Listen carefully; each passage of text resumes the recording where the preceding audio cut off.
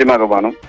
போக்குவரத்து துறை ஓய்வு பெற்ற ஊழியர்களின் ஓய்வூதிய பலன்களை காலி பணியிடங்களை நிரப்பக்கூடிய 6 அம்ச கோரிக்கை வலியுறுத்தி பேச்சுவார்த்தை நடைபெற்றது. 3ஆம் கட்ட பேச்சுவார்த்தை தோல்வி அடைந்த நிலையில் போக்குவரத்து துறை நீங்க வேலை நிறுத்தத்தில் ஈடுபட்டு வருகின்றனர். ஆற்காட்டு போக்குவரத்து பணிமனையில் இருந்து 85 பேருந்துகள் இயக்கப்பட்டு வருகின்றன.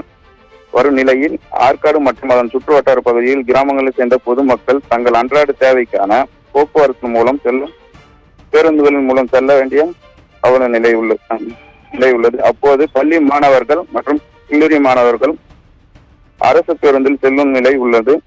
இன்று காலை 85 பேருந்துகள் இயக்கப்பட்ட நிலையில் 20 பேருந்துகள் மட்டும் இயக்கப்பட்டு வருகின்றது. பொதுமக்கள் மற்றும் கல்லூரி மாணவர்கள் பாதிப்புக்கு உள்ளாகும் சூழ்நிலை ஏற்பட்டுள்ளது. சாமுவேல், வெறும் 20 பேருந்துகள் மட்டுமே இயக்கம் என்பது பொதுமக்களை எந்த அளவுக்கு பாதிக்கும்? பொதுமக்கள் ஏதேனும் குற்றச்சாட்டுகள் முன்வைக்கிறார்களா?